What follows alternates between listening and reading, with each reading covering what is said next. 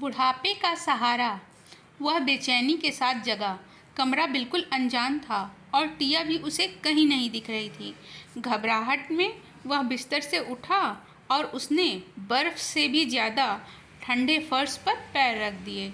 दरवाजे पर लगी हाथ से लिखी पर्ची पर रुकने से पहले कुछ देर तक उसकी आंखें दीवारों का जायज़ा लेने के लिए तेज़ी से इधर उधर भागती रहीं। बाथरूम, उसने पढ़ा। वह दरवाजे की ओर गया। बाथरूम में घुसने के बाद उसने दीवार पर लगे कुछ अनजान उपकरणों को देखा। उन उपकरणों के विषय में जानने के लिए उसने फिर से अपनी नज़र इधर उधर दौड़ाई। शावर बाएं घुमाएं। उसने एक बार फिर से एक और पर्ची पढ़ी। हाल ही में मुझे तो इस उपकरण के बारे में कुछ नहीं बताया गया। आजकल मैं बहुत भुलक्कड़ हो गया हूँ।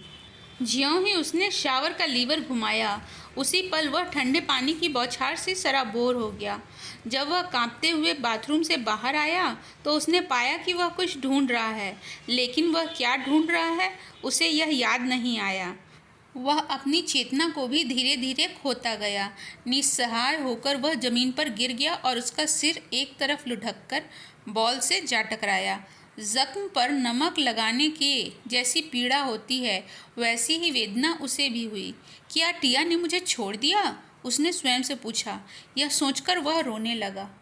कुछ समय बाद उसे अपने कंधे पर किसी अपने का स्पर्श महसूस हुआ, जिससे उसे कुछ आश्वासन मिला।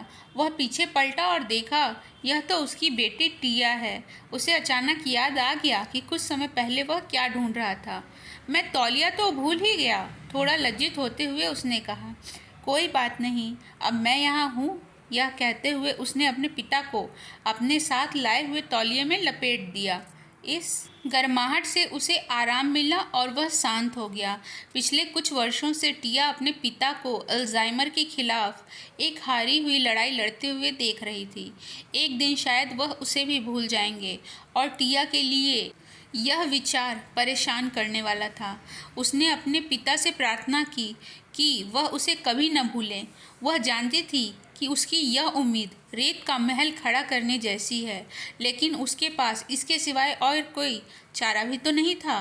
तभी उसके पिता फुसफुसाए, मेरे बच्चे, मैं तुम्हें कभी नहीं भूलूंगा।